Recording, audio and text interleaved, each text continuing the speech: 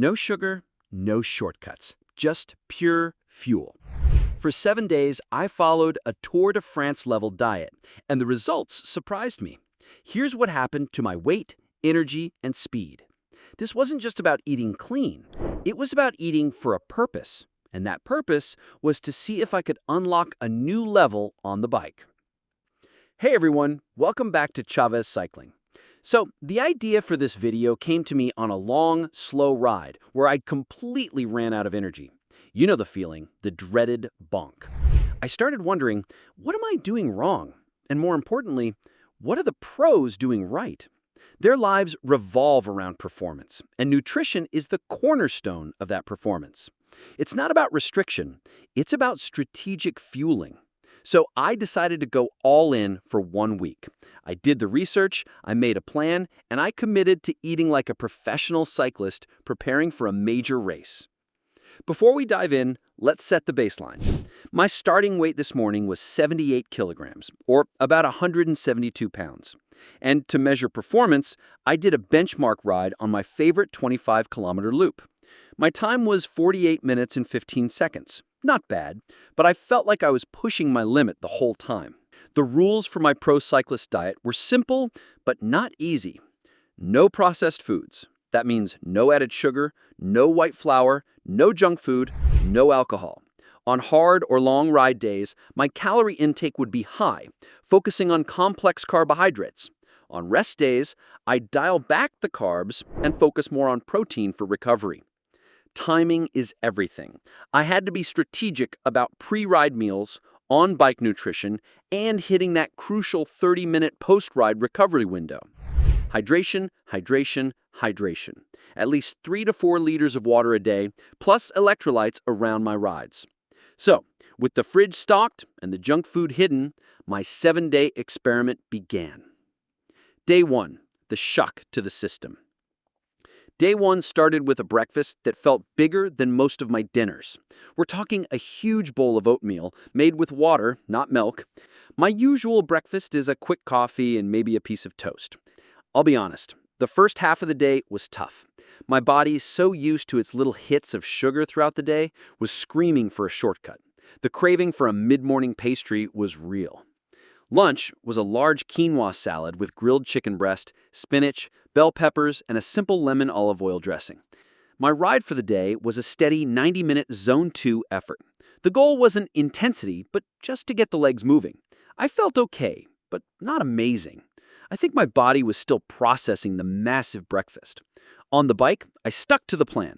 1 banana and a water bottle with an electrolyte tab. The real challenge came in the evening. Dinner was a beautiful piece of baked salmon with roasted sweet potatoes and steamed broccoli, a perfect recovery meal. But as I sat there, all I could think about was a bowl of ice cream. The mental battle had officially begun.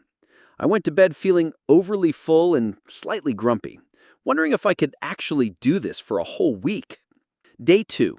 The engine starts to turn. I woke up on day 2 feeling surprisingly clear. The grogginess I sometimes have was gone. Breakfast was the same giant bowl of oatmeal, but this time it felt less like a chore and more like fuel for the big ride I had planned. A 3-hour endurance ride with some tempo efforts mixed in. This is where the pro-level fueling really comes into play. You can't survive a ride like that on water alone. I made my own on-bike snacks, simple rice cakes. Just sticky rice, a little salt, and a tiny bit of maple syrup pressed into a block. It's a classic pro cyclist snack for a reason. Easy to digest, provides steady energy without any sugar crash. And out on the road, I started to feel it. About an hour in, where I might normally start feeling a dip in energy, I felt stable, consistent. The rice cakes worked like a charm, providing slow burn energy without any sugar crash. I was hitting my power targets on the tempo intervals without that feeling of desperation. The post-ride recovery was immediate. The second I walked in the door, I had a recovery shake ready. 1 scoop of whey protein, a banana, and water. This helped start the muscle repair process right away. Then, about an hour later, I had a proper lunch. A big bowl of whole wheat pasta with a lean turkey meat sauce and a side salad. The cravings were still there in the evening, but they were quieter. It was less of a desperate need and more of a passing thought. My body was starting to understand the new fuel source. I felt physically tired from the ride, but it was a good tired. The kind of tired that comes from hard work, not from being run down. Day 3, the active recovery. Day 3 was a designated rest day, or as pros call it, an active recovery day. No hard riding, just a gentle 30-minute spin on the indoor trainer to keep the blood flowing, followed by a long walk. The nutrition changes on a rest day. With the energy demand way down, the carbs get dialed back significantly. The focus shifts to protein and healthy fats to maximize muscle repair and reduce inflammation. Breakfast was different. Instead of oatmeal, I had a 3-egg omelet packed with spinach and mushrooms, with a side of avocado. It was satisfying and kept me full for hours. Lunch was a large salad with pretty much every vegetable I had in the fridge, topped with a can of tuna and some seeds. This was the day the mental benefits really started to show up. I felt incredibly sharp. My focus was better, and my mood was more stable. The peaks and valleys of energy that come from a high-sugar diet were just gone. It was like my energy level was a flat, steady line. It was also a day of reflection. The amount of time I was spending on food prep was significant. Planning meals, shopping for whole foods, cooking everything from scratch. It's a part-time job. It really makes you appreciate the support system that pro cyclists have. They have chefs and nutritionists so they can just focus on riding and recovering. For us regular folks, this level of dedication is a serious lifestyle adjustment. By day 4, I had found my rhythm. The routine was set. Waking up, hydrating, eating a big breakfast, it felt normal. The cravings for junk food had almost completely vanished. It's amazing how quickly your palate can adapt. The natural sweetness of a piece of fruit was suddenly so much more satisfying. Today's ride was a 2-hour session focused on tempo intervals. This is where you ride at a comfortably hard pace for extended periods. It's a true test of your aerobic engine, and I felt fantastic. I held my target power for 3 20-minute intervals, and my heart rate was noticeably lower than it would normally be for that same effort. It was a clear sign that my body was becoming more efficient. Fueling was on point. Pre-ride oatmeal, on-bike rice cakes, post-ride recovery shake. It was all becoming second nature. Dinner was lean ground turkey patties, no bun, with a big side of roasted asparagus and a baked potato. Simple, effective, and surprisingly delicious. I was starting to really appreciate the taste of real, whole foods. Something else I noticed was my sleep. I was sleeping deeper and waking up feeling more rested than I have in years. Proper nutrition doesn't just fuel your rides, it fuels your recovery. And sleep is the ultimate recovery tool. Day 5 was the day I felt unstoppable. I woke up before my alarm, full of energy. My body felt light and powerful. It was a feeling I hadn't experienced in a long time. I decided to test myself on a local climb that has always been my nemesis. It's a steep 10-minute grinder of a hill. Normally, I'm gasping for air by the halfway point. But today was different. I paced myself on the way out, had a banana about 30 minutes before the climb, and just focused on my breathing. I attacked the climb with a steady, seated power that I didn't know I had. I wasn't just surviving it, I was riding it. I got to the top, looked at my bike computer, and I had beaten my personal record by over 45 seconds. That was the moment I became a true believer in this experiment. It wasn't just in my head, the numbers were proving it. The rest of the day, I was on a high. I realized how much poor nutrition had been holding me back. The mid-afternoon slumps I used to get at work, gone, replaced with steady, clean energy. One social challenge did pop up. My friends wanted to go out for pizza and beer. A week ago, I would have been the first one there.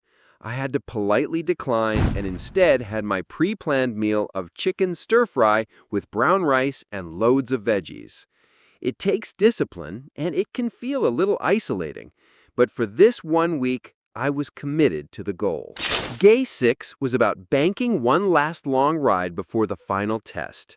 I planned a 4-hour, steady endurance ride, the kind of ride that really empties the tank and tests your fueling strategy from start to finish. I packed my pockets with 2 rice cakes and 2 bananas and had 2 bottles with electrolytes. I set out early in the morning and just enjoyed the ride. There was no pressure, no intervals, just me, the bike, and the road. What I noticed on this ride was my mental endurance. On long rides, my mind usually starts to wander towards the end. I start thinking about how tired I am, how much further I have to go. But today, I was present. I was focused. I felt like I could ride all day. The stable blood sugar meant a stable mind. I got home, tired but not destroyed. I followed the recovery protocol perfectly. Immediate shape, followed an hour later by a hearty meal of lentil soup and whole grain bread. That evening, I prepped for the final day. I laid out my kit, prepped my breakfast, and visualized the ride. I felt a sense of calm accomplishment. Regardless of what the stopwatch said tomorrow, I had already learned so much. I had proven to myself that I could maintain this level of discipline, and my body had rewarded me for it.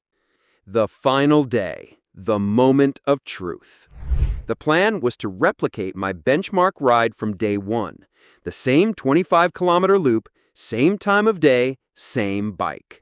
The only variable that had changed was 7 days of disciplined, professional-level nutrition. I ate my standard big breakfast, gave it 90 minutes to digest, and rolled out the door. I felt nervous, but also incredibly strong. I started the ride, and immediately things felt different. The effort felt easier. The pace that felt like a struggle a week ago now felt manageable, almost comfortable. My breathing was controlled, my legs felt powerful and responsive. I wasn't fighting my body, I was working with it. I came into the final kilometer and I knew I was on a good time. I gave it one last push, emptying the tank, and crossed my imaginary finish line. I stopped, gasping for air but with a huge smile on my face, and looked down at my computer. My original time was 48 minutes and 15 seconds. My new time was 45 minutes and 55 seconds. I shaved off 2 minutes and 20 seconds on the exact same course in just 1 week. I was completely blown away. My average speed was higher, but what was truly incredible was that my average heart rate was 5 beats per minute lower. My body was doing more work more efficiently. And then the final test, the scale. I was almost afraid to look. With all the food I had been eating, especially the carbs, I was sure I'd have gained weight. My starting weight was 70 kilos. My final weight was 76.5 kilos. I lost 1.5 kilos, or about 3.3 pounds. I lost weight while eating more food than I normally do and dramatically improving my performance. It seems impossible, but it's the magic of eating the right food at the right time. So, what did I learn from a week of eating like a pro? First, food is fuel, not therapy. We often use food to deal with stress or boredom. This week forced me to see food purely as a tool for performance and health, and the results were undeniable. Second, carbs are not the enemy. For an endurance athlete, high-quality, complex carbohydrates are your best friend. They are the high-octane fuel that powers your engine. The key is eating the right kind at the right time. Third, consistency is more important than perfection. I planned my meals and stuck to the protocol. That consistency is what allowed my body to adapt and become more efficient.